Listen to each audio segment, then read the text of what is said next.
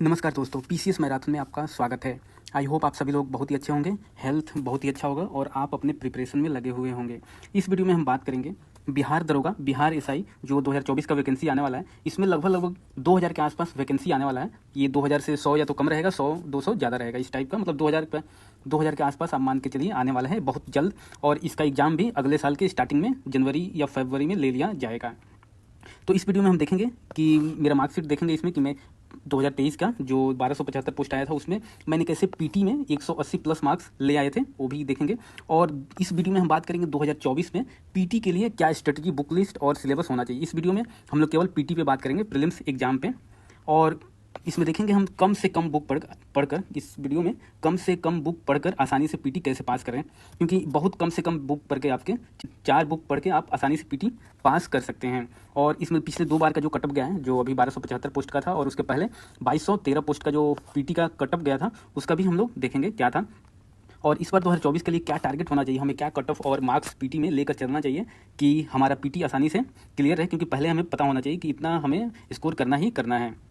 तो वही इस वीडियो में हम ओनली पीटी पे बात करेंगे। अगर आपको पूरा डिटेल में मेंस का भी और स्ट्रेटजी बुक लिस्ट मेंस का और रिवीजन कैसे करना है, हमारा डेली शेड्यूल क्या होना चाहिए, हमें कौन सा टेस्ट लगाना चाहिए, अगर इस पर आप पूरा डिटेल में देखना चाहते हैं बिहार दरोगा का, तो इस पर मैंने एक पहले ही वीडियो बना रखा है।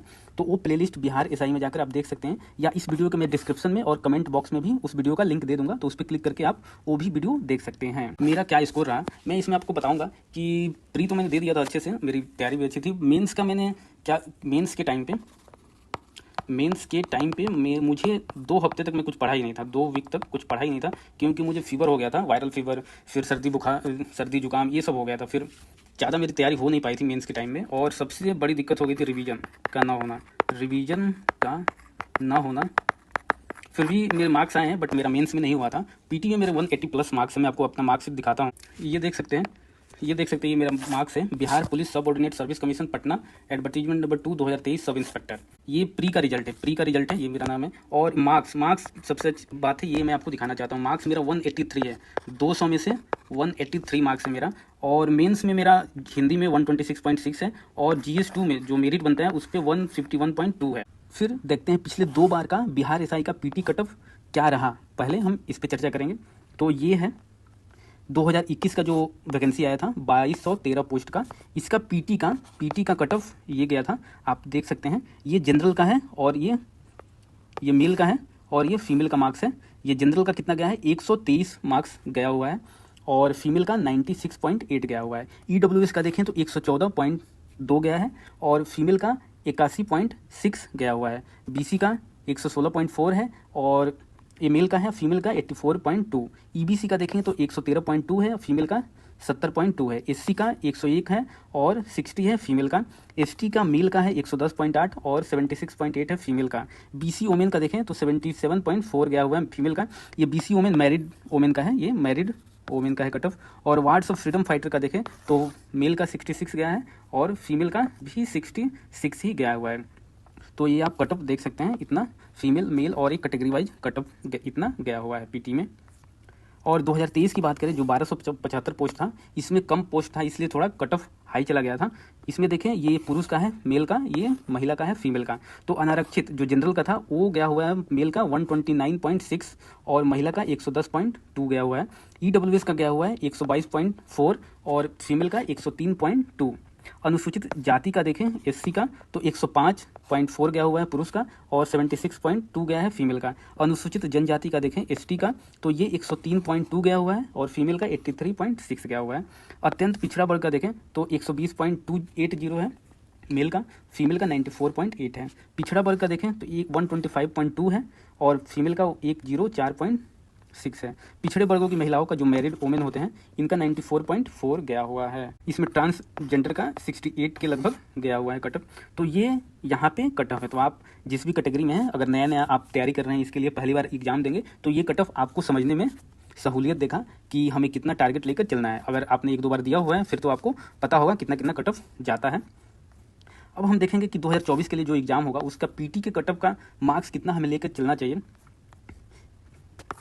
तो 2024 का अगर हम देखें यहाँ पे कितना लेकर चलना चाहिए, तो देखो इस बार 2000 के लगभग पोस्ट आने हैं, या तो कोई बता रहा है कि 1800 के लगभग आ रहा है, कोई बता रहा है 2200 के लगभग आ रहा है। तो कितना भी आए मतलब ये 2000 के आसपास है।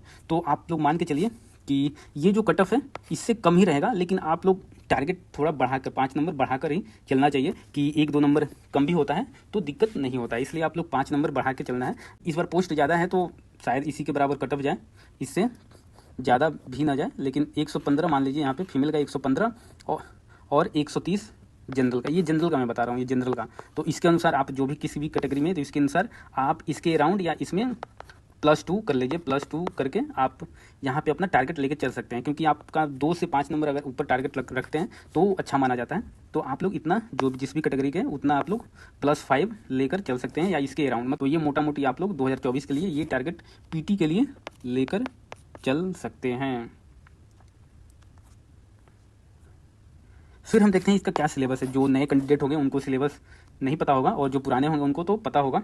तो यहाँ पे हम देखेंगे कि इसमें एक ही पेपर होता है पीटी में एक ही पेपर होता है जीएस जीके का। तो इसमें क्या रहता है कि 100 क्वेश्चन रहते हैं, 200 मार्क्स के रहते हैं, 2 घंटे का होता है ये पेपर और एक क्वेश्चन 2 मार्क्स का होता है। इसमें नेगेटिव मार्क्स भी होते हैं, अगर एक क्वेश्चन आप गलत करते हैं तो 0.2 कटता है। और जो एक पेपर है इसमें क्या है, जीएस भी आएगा। जीएस में जो पूरा रहता है, जनरल साइंस रहेगा, ज्योग्राफी रहेगा, हिस्ट्री रहेगा, पॉलिटी रहेगा, इकोनॉमी रहेगा। तो ये रहता है, इसमें करंट अफेयर रहता है और रीजनिंग और मैथ के क्वेश्चन भी रहते हैं। जीएस का आप लोग मोटा मोटी मान के चलिए तो 70 से 75 क्वेश्चन रहता है। करंट अफेयर का 15 से 20 क्वेश्चन रहता है और रीजनिंग एंड मैथ का कभी 5 क्वेश्चन कभी 10 क्वेश्चन इस टाइप का रहता है। तो मोटा मोटी यही इनका रेंज रहता है। अब हम देखेंगे कि पीटी के लिए कम से कम बुक्स पढ़कर पीटी कैसे पास करें। आप कम से कम पढ़कर उसको बार बार पढ़कर पीटी आसानी से पास कर सकते हैं।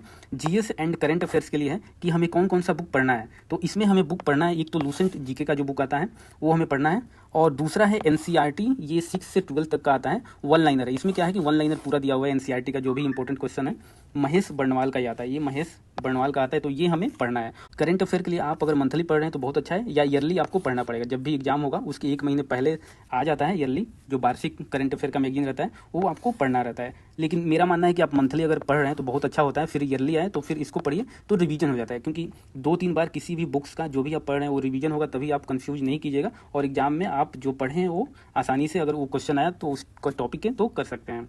तो आप मंथली ईयरली करंट अफेयर पढ़ सकते हैं, ये किसी का भी पढ़ सकते हैं, ऐसा नहीं है। एसपीडी का भी आता है, एडुटेरिया का भी आता है और पब्लिकेशन का भी आता है, तो कोई भी पढ़िएगा तो कोई दिक्कत नहीं है।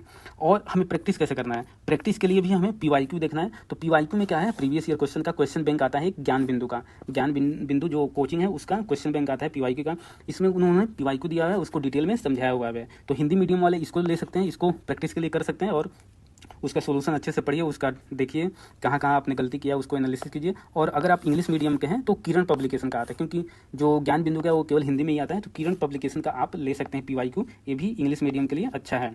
फिर दूसरा आता है लूसेंट जीके का जो ऑब्जेक्टिव आता है, वो भी आपको जब लूसेंट से पढ़ लीजिए जीके का और 1 लाइनर पढ़ लीजिए तो फिर ये आपको करना है पीवाईक्यू। और लूसेंट जीके जो ऑब्जेक्टिव आता है उसकी बुक आती है, हिंदी इंग्लिश दोनों में आता है, तो उसका भी आपको प्रैक्टिस करना है।